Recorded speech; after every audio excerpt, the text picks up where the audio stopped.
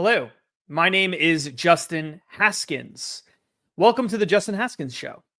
I want to talk to you today about something a little bit outside the box, something I don't normally discuss. I want to talk to you about Pope Francis. Pope Francis died today. Today is April 21st, 2025. He passed away at the age of 88 years old. 88 years old. And a lot of people have all sorts of opinions about Pope Francis. Some people love Pope Francis. Some people can't stand Pope Francis. What's interesting about Pope Francis is, unlike a lot of other recent popes, it seems like there are a lot of Catholics that have problems with Pope Francis. Maybe even more Catholics have a problem with Pope Francis than Protestants. But I don't want to talk about any of that today. That's not the purpose of this video. The purpose of this video is to talk about my own personal, tiny little, potentially miraculous story, I don't know, about Pope Francis and a letter that I received from him. And I want to share that story with you today. But before I get into that, I just want to send a quick call to action for you. If you're interested in public policy, you're interested in issues related to religion and conservatism, pro-liberty movement, you're concerned about what's happening in our country, then this is the channel for you. Please like this channel, leave a comment under this video, subscribe to the channel. That's the only way to help this channel break through big tech algorithms that hold content like this back. I would greatly appreciate it if you could like the video, leave a comment, subscribe to the channel. Again, all those things are going to help more people see the content. It doesn't cost any of your money, just a little bit of your time, and it is extremely helpful. So I would greatly appreciate it if you could do that for me. All right, let's get into my letter from Pope Francis. Really crazy. So a little bit of a backstory about me. I promise I won't go too long about this, but it helps put context into the really juicy part of the story. Otherwise, it's not going to be quite as powerful.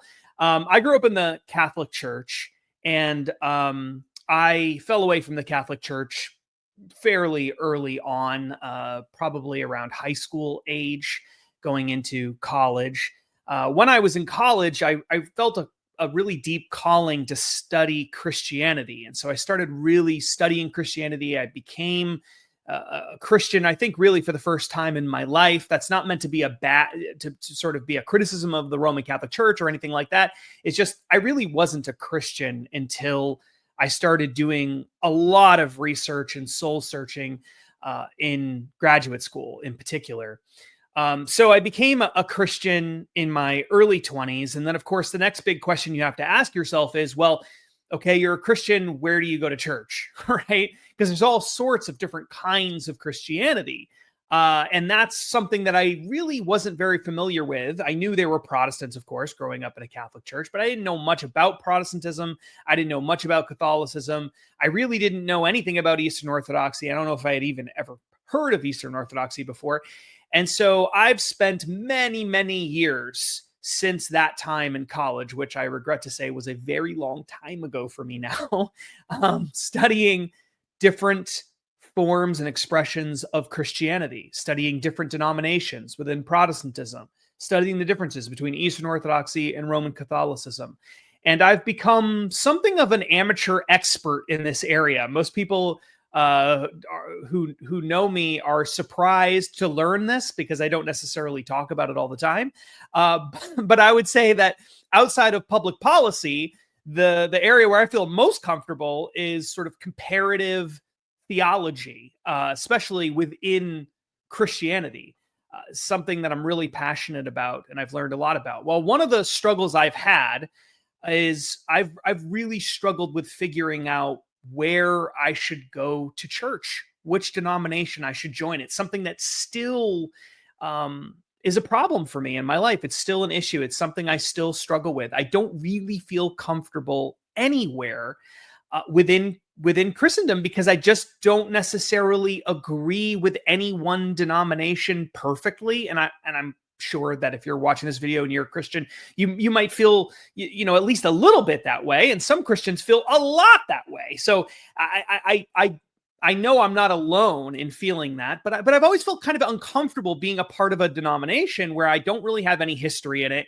And I don't feel like I can completely subscribe to the confession of faith that they have at that particular church. So it's something that I've always struggled with. Well, I have a young daughter now, and it's really important to me that I bring her to church, that I find a church home for me and my daughter. It's just really important for her to grow up in the faith. I'm passionate about that. I want that to happen. And so I've been trying really hard to get this issue resolved. And that may sound silly to some of you, but it's just something that's really been on my heart. It's been something that I'm really concerned with for a long time. Well, one of the things I've done is asked Christian leaders for advice. And I've talked to all sorts of different pastors and some theologians and friends and family members, and trying to get a better sense of what I should do and how can I solve this problem if I, despite having lots of evidence, just can't feel settled anywhere. What do I do with that? By the way, if you have any advice, leave it in the comments section, because I would love to get more advice about it. Well, I'd heard this story about a person who had written a letter to the Pope and years ago, and the Pope responded. And I thought, well, that's pretty incredible. I don't think the Pope would respond to me, but you know what? What do I have to lose, right?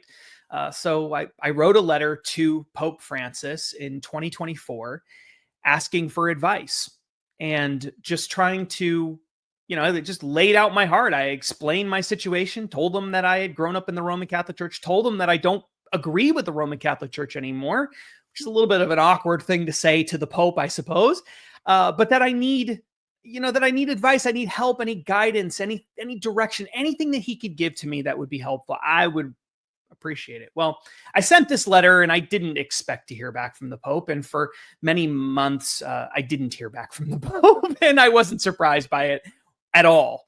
But what's really incredible is I kind of forgot about it because I just figured it wasn't going to happen. Then one day I went to church, and I was in a Catholic church in a chapel, in a prayer chapel, praying. And I didn't go to the prayer chapel because I feel like called to be Catholic or anything like that, or agree with the Roman Catholic Church on its theological stances. But rather, I went there because it's the only place in town where you can go and pray. There's not a lot of the Protestant churches in town don't, or in Eastern Orthodox as well, they don't open up their churches for prayer. And I have found that I struggle to pray at home sometimes because there's just so much going on here, and I work from home. And so it's hard for me to do that. So I went to the small prayer chapel at this Catholic church, and I prayed. And I sat down one day and I said, you know what? I've got to make a decision. I've got to make a choice of what church I'm going to join here locally, because I do think it's really important to be a part of a local congregation. I think we're obligated to do it. I think it's an important part of spiritual development. I really want that to be something that my daughter experiences. Well, I decided I was going to join this one particular church in town, and I just figured this is the best choice. And so I go into this prayer chapel and I pray to God, and I say, God, and it wasn't a Roman Catholic church. And I prayed to God. I said, God, look, I said out loud, because it was empty in this prayer chapel. I said, God, please, have mercy on me if I'm not getting this right. But I'm going to join this church because I think this church is the right one for me. I don't know. It's not perfect. I don't have all the answers, but I think it's the right one for me. And here's why I'm going to choose that church.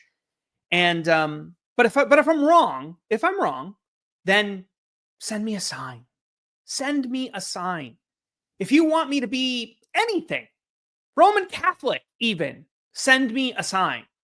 And I will join that church. I'll be part of that church. I just don't know what to do. And this is the best answer that I can come up with. So if you think this is the wrong answer for me, then send me a sign. Tell me what to do. Please help me. It was just a very sincere moment. I don't do that very often, by the way, but it's just in the moment, I felt like that was what needed to be said. So I said something very close to what I just described. I left the prayer chapel. I met up with my wife and daughter. We ran some errands. I come home. I open my mailbox, and in my mailbox is a letter written in a foreign language. And the envelope was written in a foreign language. So I was like, I had no idea what it was. I was totally confused. I go up to my house. My mailbox isn't at my house. Go up to my house, go into my office, open up the letter, and in the envelope is this, a letter from the Pope, from Pope Francis. Sent months after I had sent my initial letter, sent to me on the same day that I'm asking God for a sign. What should I do? I asked Pope Francis for advice. He gave me advice, and I got the letter the same day. Now, I don't know if that's a miracle or not, but it sort of seems like one, doesn't it? I don't know. Again, leave a comment. Let me know what you think, because honestly, I was blown away by it. I can tell you that at the moment that it happened, I was blown away by it. Just absolutely blown away by it. So what was in the letter? Well, I'm not going to read you the whole letter. And the reason I'm not going to read you the whole letter is because in my letter to Pope Francis, I promised I wouldn't tell people what was in the letter if he responded to me. And the reason I did that was because I told him in the letter that I was a writer and a journalist and somebody who publishes a lot of articles and things like that. And I didn't want him to think that whatever he sent me, I'm just going to go out into the world and publish it. And so I promised I wouldn't do that. And so I'm not going to read the whole letter. It's not very long anyway. But honestly, I really do believe that Pope Francis would be okay with me sharing the general contents of the letter, because I'm not going to read it. Promised I wouldn't. But there's nothing in it that I think he would find embarrassing or he wouldn't want people to know or anything like that. And I think I really want people to hear the story, because it's just really interesting. And I appreciated what Pope Francis wrote in the letter so much. He signed it, by the way. It's a really incredible thing. Keep in my safe. I think it's just an amazing, amazing thing that I got from Pope Francis, this letter. But I asked the Pope for advice. I laid out my heart and I told him, look, this is the situation. Now, how could the Pope respond? There's all sorts of ways the Pope could respond, right? Now, if you were the Pope and you got a letter like this, it might make sense to say, well, have you thought about this? Have you thought about that? Have you read this letter? Have you watched this lecture? Maybe it's in the book. Here's a book. Read this book. It gives you the answers. The Catholic Church is the one true church. You should know that. All right. And here's all the evidence that shows it or supports it, or here's just something maybe you haven't thought of yet. But that isn't what Pope Francis said to me. It's not what he wrote. He didn't give me all the answers. But I think the answer he gave me was very humble, and it really meant a lot to me. It did. I, in full disclosure, have not converted to Catholicism or something like that. That's not what's happened. But I think about it all the time. I think about this letter all the time. It's very simple, but I think it's really wise advice. So, what did Pope Francis tell me? Well, this is what he said, essentially. I said that even though I don't consider myself Catholic, that I would pray for him. And he said, he thanked me for praying for him, and he told me that he would pray for me as well, pray for my family. And then he said this: don't make any decisions yet. Just go to God and pray and keep praying. And don't be discouraged. Just keep praying. Keep praying for an answer. And there was no guarantee that anything was going to happen. There was no guarantee that that I was going to suddenly get an answer. There was no, here's a theological treatise that's going to solve all your problems. No. It was really simple. Just pray. Just keep praying. Just keep praying for an answer. Don't get discouraged. Just continue praying. He said it repeatedly, and it was very comforting and deeply pastoral, and not what I expected from the Pope, but I guess what you would hope to hear from the Pope. And so the letter means a lot to me. In addition to the letter, he also sent me a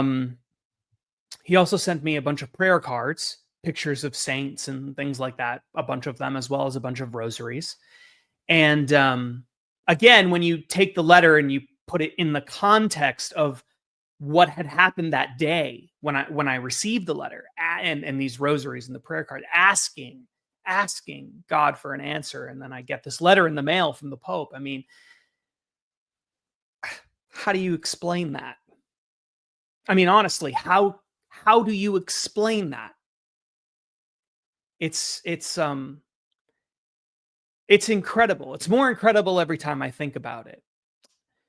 So the reason I felt compelled to talk about this today is because Pope Francis passed away. There's a lot of people who have a very negative opinion of the Pope. A lot of people have a very positive opinion of the Pope.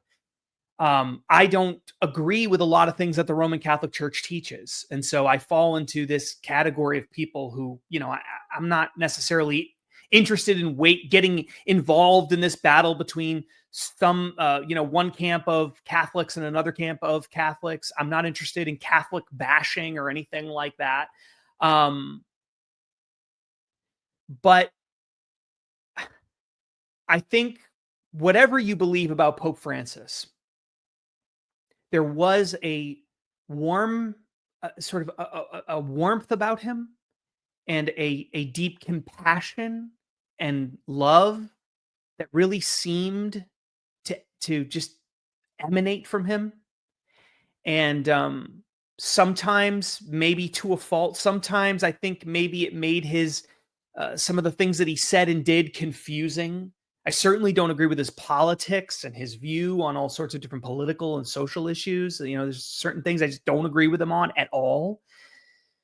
But that warmth and kindness and love and compassion and concern and that pastoral, love that you want to feel from someone who is the head of the world's largest Christian church. I felt it in what he wrote.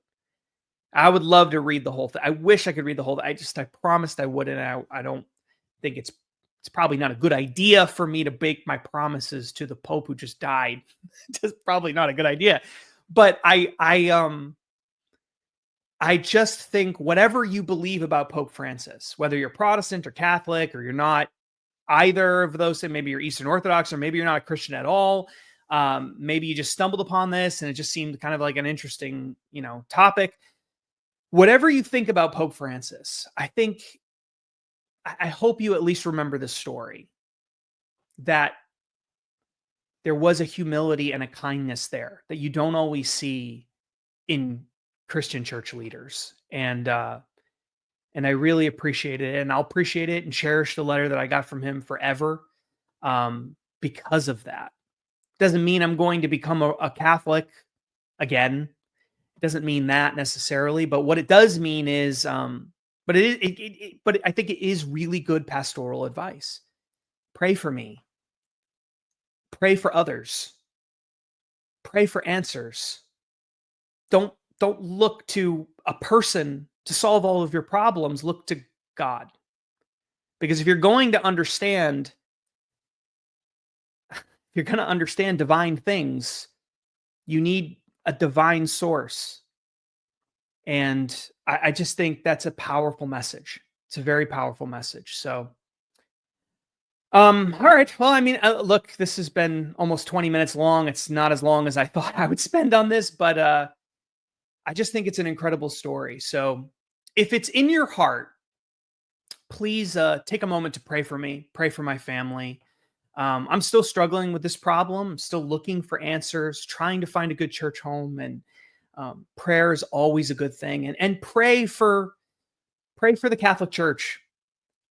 Pray for the Catholic Church. Pray for the people who knew Pope Francis.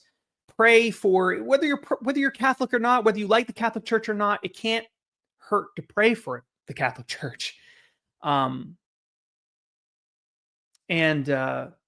just remember that there's more to people than what it seems on the outside. There's more to public figures than what it looks like in the news media. It's really easy to demonize people. It's really easy to only see the flaws in people. But Um, Sometimes it's sort of in the quiet moments when people are not on camera, when they're not being asked the really important questions with microphones all around them, that's when you're able to see who people really are. And I think that the letter that I got from Pope Francis shows me that it seems like he really did have a love and a humility and a level of compassion that a lot of people don't have. And I really appreciate that. And I hope that story sticks with you, regardless of what you believe about the Pope. Okay, that's it for today's episode. Next time, we're going to be getting into some really important stuff about the Tax Cuts and Jobs Act. So we're going to completely transition away from this topic into something completely different. If that sounds like something that might be interesting to you, then please check out the channel. That video will be dropping soon. Until next time, again, my name is Justin Haskins. This is the Justin Haskins Show. Thank you for watching. Stay blessed and stay free.